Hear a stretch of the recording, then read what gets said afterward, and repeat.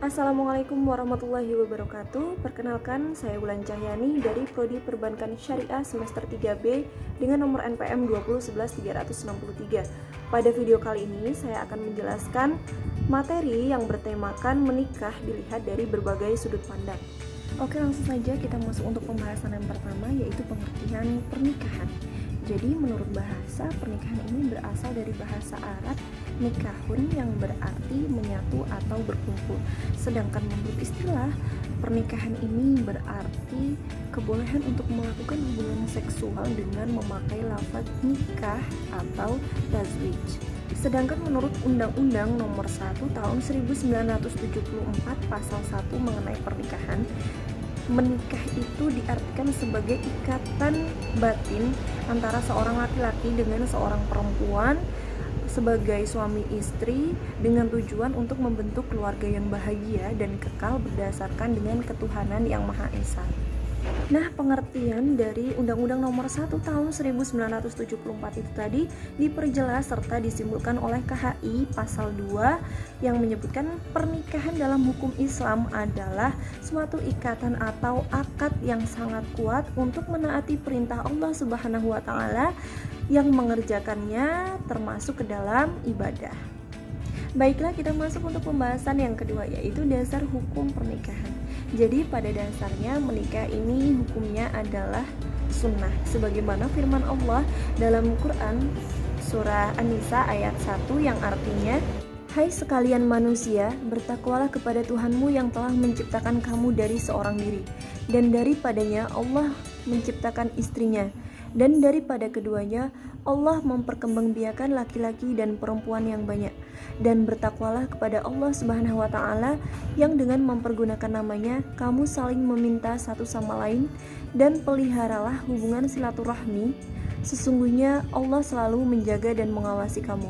Quran surah An-Nisa ayat 1. Pembahasan yang ketiga adalah rukun pernikahan.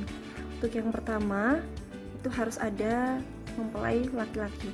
Untuk yang kedua, harus ada mempelai perempuan. Dan rukun yang ketiga, harus ada wali dari mempelai wanita. Jadi untuk wali ini seharusnya adalah ayah kandung dari si mempelai wanita. Tetapi jika ayah kandungnya tersebut sudah meninggal atau berhalangan hadir dengan alasan yang mendesak, yang berhak menggantikan sebagai wali adalah kakek atau saudara laki-laki dari garis keturunan ayah.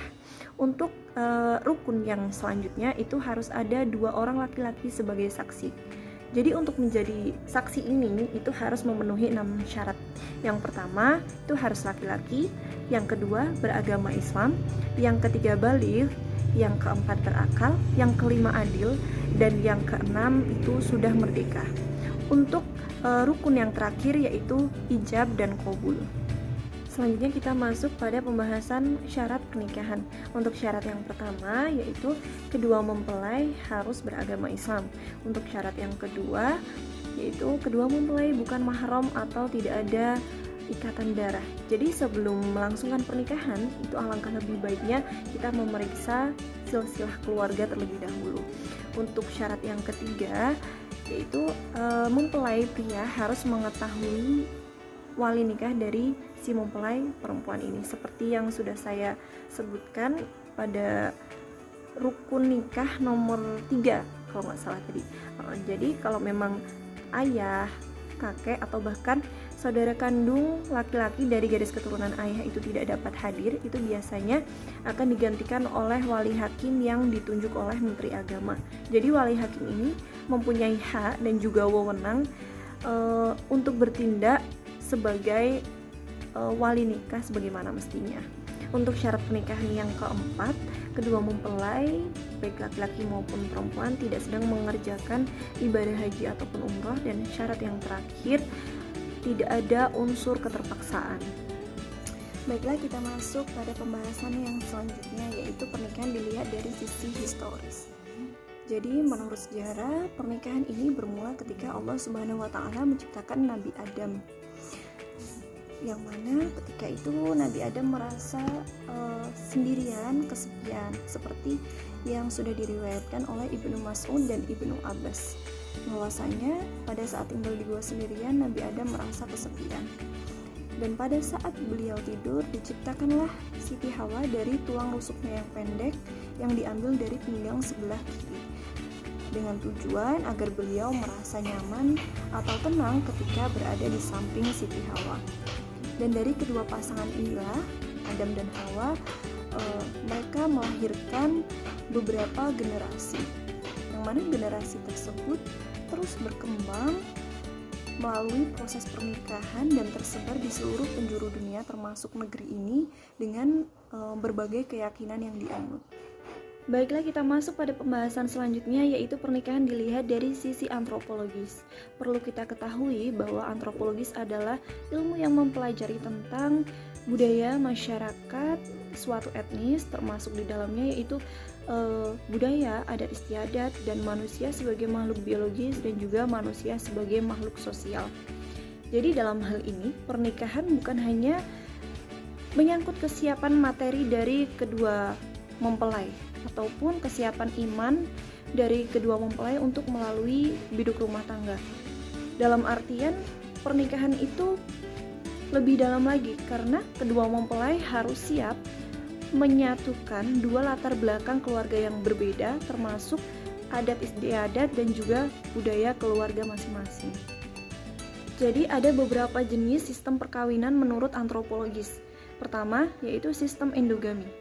Jadi dalam sistem ini, itu perkawinan kedua mempelai harus berasal dari satu kelompok, misalnya harus dari suku ataupun ras yang sama. Dan di daerah Indonesia yang memakai sistem ini hanyalah daerah Toraja. Yang kedua adalah sistem eksogami. Sistem eksogami ini justru kebalikan dari sistem endogami. Di sini ada larangan tidak boleh menikah itu satu suku ataupun satu ras. Yang ketiga adalah sistem eleuterogami. Jadi dalam sistem eleuterogami ini menurut saya yang paling netral ya, dan mungkin yang kita terapkan pada saat ini, karena dalam sistem eleuterogami ini tidak ada keharusan ataupun larangan kita harus menikah dengan satu suku ataupun satu ras. Larangannya dalam sistem ini adalah tidak boleh pernikahan itu terjadi apabila masih ada garis keturunan atau masih ada nasab. Pembahasan selanjutnya yaitu menikah dilihat dari sisi sosiologi. Jadi menurut sisi sosiologi, pernikahan adalah hubungan antara laki-laki dan perempuan dalam kehidupan bermasyarakat dengan aturan tertentu atau khusus dan ciri-ciri tertentu, yakni laki-laki sebagai suami dan juga perempuan sebagai istri dengan hak dan kewajiban masing-masing dalam suatu ikatan yang sah. Jadi pembahasan kita pada sisi sosiologi ini masih berkaitan erat dengan sisi antropologis, yaitu pernikahan bukan hanya menyangkut dua orang saja yang menjadi mempelai, melainkan juga menyangkut keluarga, sanak saudara, dengan tujuan memperoleh keturunan yang akan menjadi penerus serta membina dan memelihara hubungan kekeluargaan serta sanak saudara yang rukun dan juga damai.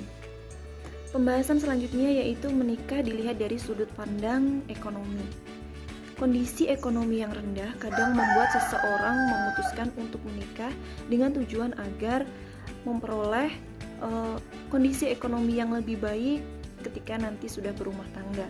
Karena saya pernah mendengar perkataan bahwa dengan menikah itu akan membuka pintu rezeki.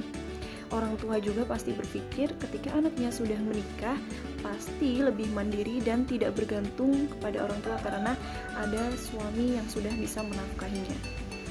Tetapi tidak jarang juga sering kejadian menikah dengan keadaan ekonomi yang tidak jauh berbeda dari sebelumnya justru malah menimbulkan kemiskinan baru, bahkan persoalan-persoalan baru yang nantinya bisa bermunculan.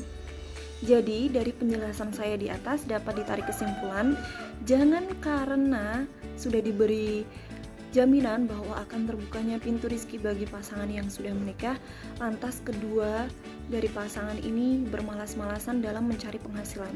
Karena sejatinya rezeki itu perlu dijemput, dan cara terbaik untuk menjemput rezeki adalah dengan memiliki etos kerja yang tinggi, gigih dalam berjuang, tidak pantang menyerah, serta memiliki rasa tanggung jawab yang besar. Pembahasan yang terakhir yaitu pernikahan dilihat dari sisi kesehatan. Yang paling sering kita dengar adalah menikah dapat memperpanjang usia, terutama pada kaum laki-laki. Alasannya, karena ketika sudah menikah, otomatis sudah ada istri ataupun pendamping hidup yang pastinya akan memperhatikan serta mengingatkan kapan waktu kita minum obat, minum vitamin, kontrol ke dokter, ataupun bersama-sama menerapkan pola hidup sehat. Selain itu, menikah juga memberikan manfaat bagi kesehatan. Yang pertama yaitu menjaga darah atau tekanan darah agar tetap stabil. Yang kedua, menjaga kesehatan mental.